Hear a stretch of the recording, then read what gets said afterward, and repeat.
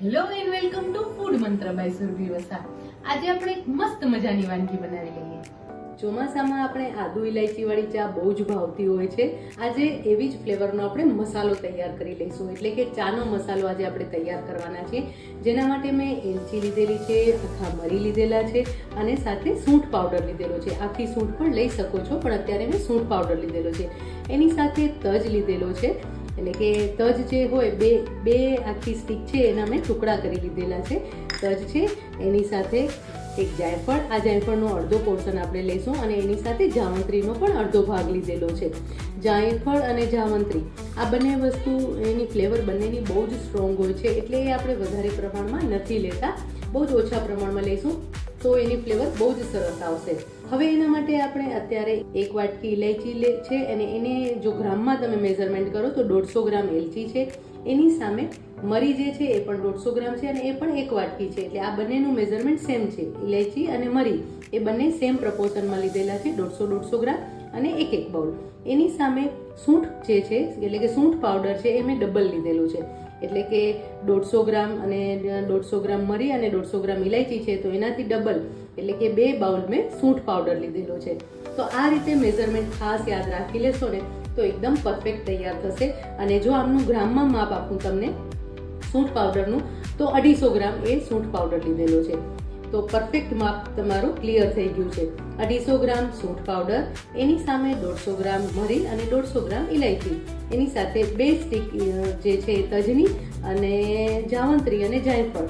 એ તમારા ફ્લેવર, તમને જે ટેસ્ટ ભાવતો હોય એ પ્રમાણે લઈ શકો છો. ઘણાને એ ટેસ્ટ નથી ગમતો હોતો તો અવોઇડ પણ કરી શકે છે. તો સૌથી પહેલા આપણે એલચી, મરી અને તજ આ બધાને શેકી લઈશું. પહેલા આપણે એલચી લઈશું, સાથે આપણે મરી એડ કરી દઈશું. બંનેને શેકી લેવાના છે. જો એલચીનો કલર ચેન્જ થવાનો સ્ટાર્ટ થઈ ગયો છે, કારણ કે આ બંને વસ્તુ છે એને બહુ વધારે નથી શેકવાની. એની પોતાની અરોમા ઉડી જાય ત્યાં સુધી એને નથી શેકવાનું, જસ્ટ ખાલી એનો ભેજ નીકળી જાય અને આ જે ચાનો મસાલો છે એ આપણે લાંબો ટાઈમ સુધી સ્ટોર કરી શકીએ, એના માટે જ આપણે આ પ્રોસેસ કરી રહ્યા છીએ. એટલા માટે બહુ વધારે પ્રમાણમાં આપણે નહીં શેકીએ. હવે એની અંદર તજના ટુકડા પણ ઉમેરી લઈશું.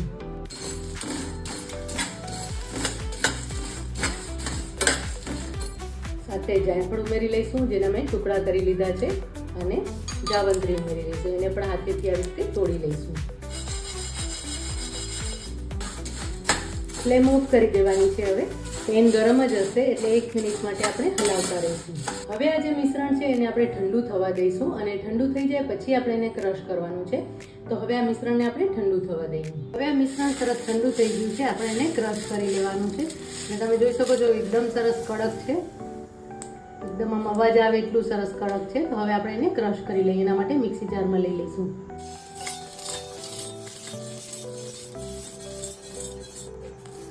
અને હવે એને ક્રશ કરી લઈએ. એકદમ સરસ એનો પાવડર તૈયાર કરી લઈએ.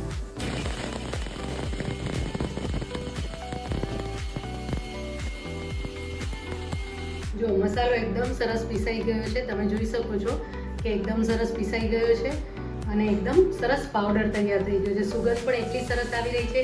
અને આ મસાલાની ખાસ વાત એ છે કે આપણે ઇલાયચી જે હતી એને કોતરા સાથે જ પીસી છે, છતાં પણ એનું ટેક્સચર અને સુગંધ બહુ જ સરસ આવ્યા છે. હવે એને આપણે એક બાઉલમાં લઈ લઈશું. હવે આ બાઉલમાં આપણે મસાલો એડ કરી દઈશું, જે પીસીને આપણે તૈયાર કર્યો તો એ મસાલો આપણે એડ કરીશું. અને એની સાથે આપણે સૂંઠ પાવડર એડ કરી દેવાનું છે, જે આપણે તૈયાર કરીને રાખ્યો તો એ સૂંઠ પાવડર આપણે લઈ લઈશું. 2 વાટકી આપણે સૂંઠ પાવડર લઈ લઈશું. અને હવે પ્રોપરલી આ બધી જ વસ્તુને મિક્સ કરી લેવાની છે. અત્યારે જેટલી સરસ સુગંધ આવી રહી છે ને, કે આ જો મસાલો તમે ઘરે બનાવશો ને તો આખું ચોમાસુના 4 મહિના તમને આટલો મસાલો ચોક્કસથી ચાલી જશે.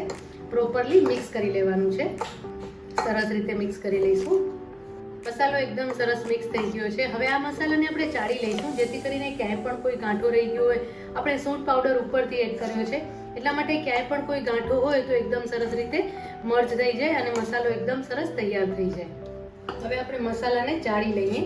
આ રીતે ચાળી લેવાનું છે. જો આવી રીતે તમે જે પણ ગાંઠા છે એને આવી રીતે તોડી નાખશો એટલે સરસ મસાલો એકદમ સરસ તૈયાર થઈ જશે. આવી રીતે કોઈ છોત હશે તો નીકળી જશે. એકદમ સરસ મસાલો તૈયાર થઈ ગયો છે. બહાર કરતાં પણ વધારે સુગંધીદાર અને સ્વાદિષ્ટ એવો મસાલો તૈયાર થઈ ગયો છે અને આ મસાલાને આપણે સ્ટોર કરવા માટે બરણીમાં ભરી લઈશું.